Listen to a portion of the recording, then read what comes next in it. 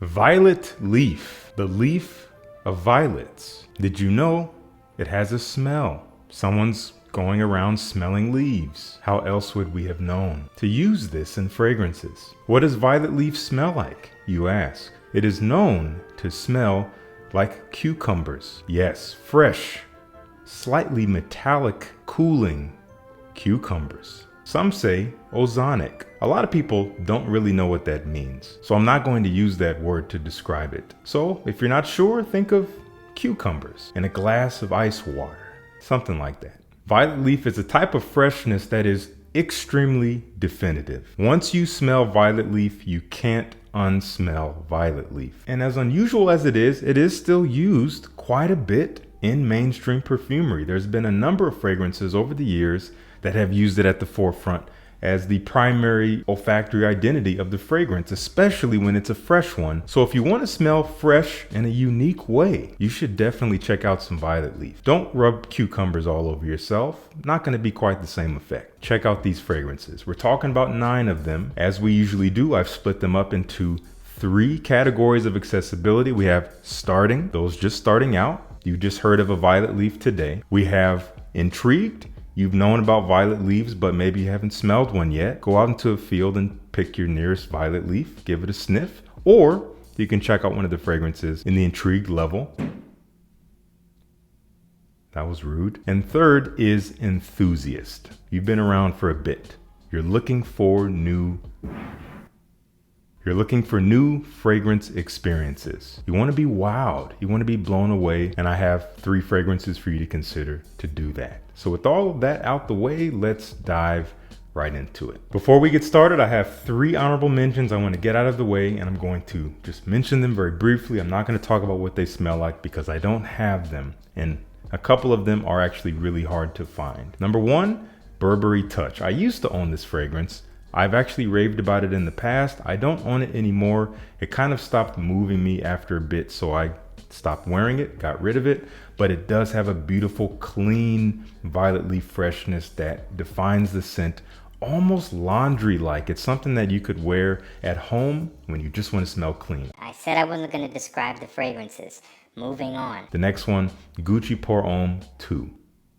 I'm not going to describe it. The next one and final one is YSL L'Homme Libre, unfortunately discontinued, as well as the Gucci, but Burberry is still available. Let's get into the main list. Starting out, first fragrance up is a niche fragrance. You might find that odd. And when you first smell this fragrance, and when I describe it, it might not sound like something you would want to smell if you've never really smelled violet leaf, but it actually comes off as something that's quite easy to wear. This is from a house called Panouge, and they call this Absinthe Gaiac. Now, one thing we need to learn right away is that violet leaf is something you will see a lot of the time paired with an absinthe or artemisia-like accord. Not all the time, but if you do see absinthe, you will probably see violet leaf, and we'll see that come up again later. So absinthe is actually what's at the forefront of this fragrance, but a component of it that makes it fresh, that gives it that invigorating spirit-like quality is going to be the violet leaf. They just go hand in hand. Absinthe Gaiac. Best way I can describe this, there's a sweet, almost licoricey, boozy quality. There's definitely that freshness of the violet leaf. It's not very green here. It can be green, but not really green here. Just adding to freshness. It is a little bit metallic in a way. And as per the name, Gaïac wood plays a role here. Gaïac wood is a soft, smoky, woody element, and it is in here. It's not overly smoky, but it's definitely a little woody. You have quite a bit of leather in here as well, and that brings this supple, luxurious quality to all of this I've talked about. The base here is really interesting, ambery, kind of warm, a little bit of patchouli and vetiver. Again, soft, woody, warm, maybe a little bit powdery in a way when you smell it up close, but not overly so. Very different, but very understandable. Something about it is super easy to wear and super easy to smell. So do get you a sample of Absinthe Gaiac from Panouge. I do believe they offer free samples on their website. You just pay the cost of shipping. At least they did at one point. So check it out. I'll link them down below. I'm going to feature the next 2 fragrances in the starting category together because they come from the same house. So why not? Also both technically from a niche house. I don't believe that all of their fragrances are niche. Some of them are mainstream, but that's a topic that we have covered and we will not recover it today. We're talking about bond number 9. We have 2 from the house here. We have Bleecker St and we have Chez Bond. Now, effectively, these are both fragrances that copy pre-existing fragrances. Intentionally so, maybe we'll never know, but one can only speculate. Bleecker St does bear resemblance to Ralph Lauren Purple Label. Nonetheless, great scent, probably my favorite from the house. Green, leafy, metallic violet leaf really is the face of the scent. Made a little bit sweet and juicy with some black currant. Some people say it comes off smelling like blueberry, and I get what they mean by that, but I think it is technically black currant. You have a little bit of caramel as it dries down, maybe even a touch of vanilla in there. A really interesting fresh fragrance that is not really citrusy or aromatic. It's that violet leaf really making it fresh with a beautiful, almost gourmand-like sweetness in the dry down in the heart of it. Unique if you're not considering the Ralph Lauren, and quite easy to wear. Maybe one of the easiest to wear from the house. A lot of people dig this stuff. That's Bleecker St. And Chez Bond bears resemblance to Creed Green Irish Tweed, which we will cover later on in this list. And I would imagine that a lot of you have smelled Green Irish Tweed. And if you have not smelled Chez Bond, imagine a slightly less natural smelling version that's definitely more synthetic as a result, and maybe even a little bit more mass appealing. There's something that is easier to smell and understand about this fragrance. Less rough around the edges. Not that Green Irish Tweed is a rough scent, but again, we'll describe it later. Maybe something that younger people will appreciate more for being green and fresh, almost like fresh cut grass in a way, but in a slightly designery way. Really pleasant, easy to wear for the hot weather. That's why it's here at the starting level. So that is our 2 fragrances from bond number 9, Bleecker St and Chez Bond. Moving on to the intrigued level. Our first one up here is one we just referenced. Why not get it out of the way? Green Irish Tweed from Creed. This is known as a classic. It's known as a timeless masterpiece. This doesn't smell like it came out in like 1985, which I think is when it technically came out. More natural smelling here. That dewy, green, fresh, almost leafy feel. You also have a bit of lemon verbena in here. You have some ambergris, that signature Creed muskiness that kind of envelops it. It's a similar blend to Chez Bond, but more natural smelling. As a result, it's a little bit more mature, not dated, so I would just watch out for that. I used to actually not like this fragrance when I was just starting out, and that's what tells me I had to grow into it, so younger noses may not really care for it that much. That's why it's here on the intrigue tier. Most people will find it pleasant to smell in the air, but not every guy is going to be confident wearing it. If you haven't smelled it yet, get a sample first. It's talked about a lot, so much so that you might be tempted to blind buy it, but don't blind buy it if you haven't smelled it. Get that sample. Have a link down below, Creed Green Irish Tweed. Up next is from the house of the Merchant of Venice, and they call this La Fenice pour Homme. With the bling. Don't really care about the bling, but it's all about what's inside. Easiest way I can describe this fragrance, it smells a little bit like Dior Fahrenheit, which we will talk about in a moment. Very, very close to that, very violet leaf forward. That is the first thing you smell. Again, unmistakable, metallic-like freshness, supported here by some juicy mandarin orange, slightly sweet fruitiness from that mandarin and the violet leaf working together. When you spray it on, there's something captivating about it. It is uplifting. It smells wonderful when you first spray it. Dries into a kind of softer heart of some spices, maybe some herbs, and then some leathery, ambery, woody nuances. It gets softer and softer as it dries, but it actually sticks on skin for some time. It's quite easy to wear, but again, super violet leaf forward. So you have to, I think, already have smelled violet leaf before and have decided you like it before you wear something like this, because you're not getting away from it here. It's not hidden. It is straight up front and center. So that's why it's here on the intrigue tier. So do get a sample first if you're able to. Got this from MaxAroma. They're kind enough to bless me with this beautiful fragrance that I'm loving and getting to know more and more. That is La Fenice pour Homme from the Merchant of Venice. Beautiful bottle too, but again, bling.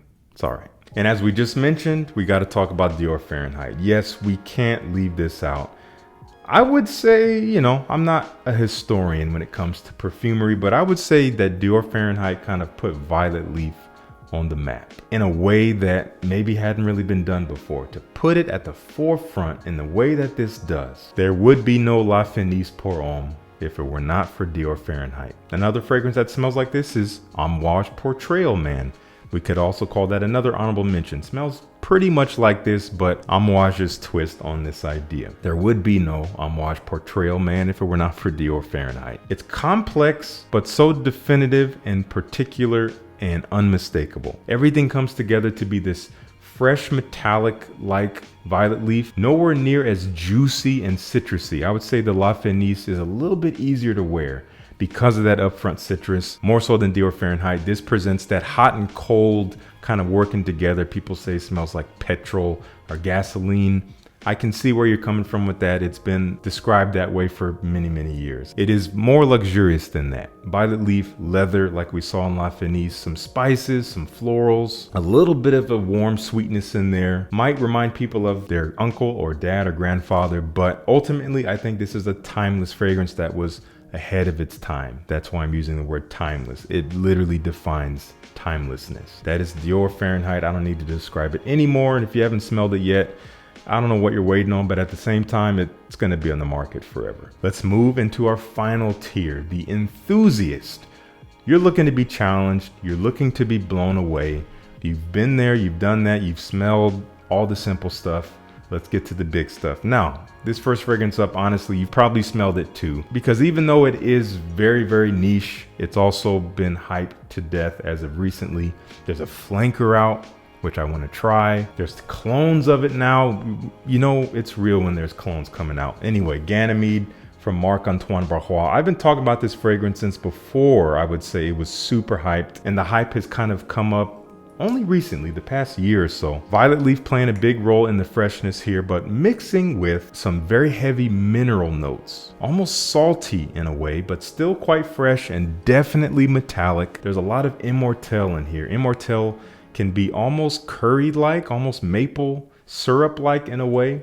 It's a flower that has an almost culinary feel, and it is odd, it's weird, and not everyone's gonna like it. That seems to be the biggest turnoff with this fragrance. But if you love immortelle, you're gonna love this. And I think one of the biggest supports of the scent is the suede note. The suede brings a super soft, luxurious element to the fragrance that just kind of makes it hang in the air in a way that smells so elegant, smells very expensive, smells like you just stepped into the back seat of a Bentley or something like that. It is rich smelling. Anyway, enough has been said about it. Get a sample if you have not yet smelled this. Check it out for yourself. It is beautiful perfumery. It is a trailblazer in many ways. Ganymede from Marc-Antoine Barrois. Let's talk about one of Dior Fahrenheit's many children. And this is probably the most well-known one and most popular one. This is the Parfum flanker of Dior Fahrenheit. Takes the original DNA, makes it perhaps a little bit less complex, but still keeps its identity at the core, giving it a deeper, richer personality by way of bourbon vanilla and rum, maybe some licorice as well. Licorice pairing with that violet leaf, as we kind of hinted to earlier on. Booziness, violet leaf, again, they go hand in hand here. Makes it sweeter, makes it warmer, makes it richer, still a little bit fresh, but not quite as much. One I had to really grow into. When I first got a decant of this, I hated it. I think I sprayed it one time. I couldn't spray it again. I may have even thrown it out. This was years ago. Now I love this stuff. Happy to own a bottle, but not gonna be for everyone. I think the original is a good gateway. Maybe start there first if you haven't tried it, and then graduate to this. Because if you don't like that, I don't know if you're gonna like this one, but it's lovely. Amazing flanker, Dior Fahrenheit Parfum. And the final fragrance in this video, the final one in the enthusiast tier, has to be probably the most polarizing fragrance in the video. It's so particular, it's so specific, and that is why I love it. It has an unmistakable identity. There's a lot of focus here. From Kilian, Lueur Verte. This is yet again an absinthe-based fragrance featuring violet leaf. Who would have known? You have to love licorice. Licorice is all over this freaking fragrance. Licorice heaven. If you don't like licorice, you are going to hate this fragrance. I'm telling you. That's why it's here in the enthusiast tier. But if you like licorice, this is going to pull you in, because That violet leaf freshens up this licorice, it freshens up the absinthe feel. As it dries, it gets kind of sweet, warm, and it just broadens out a bit. Still smelling like licorice, still smelling a little bit boozy. The violet leaf, I would say, does kind of fade off a bit. It's less fresh as it dries, which you would expect. It smells so realistic. It smells like absinthe that is spirited and flavored by these other elements. Super authentic fragrance. Do check this out. Get a sample first. Everything I just said should make it very clear you should not be blind buying this stuff. That is L'Our Vert from Kilian. Well, that's it. That's going to do it. That is our violet leaf video. I want to know what you guys think. Have you tried these fragrances? If you haven't, once again, links will be down in the description. Let's talk about it in the comments, where your interests lie, whether it's in what I've talked about or if it's in some other fragrance that I didn't mention. Anyway, thank you so much for tuning in. Peace. I'll see you in the next one.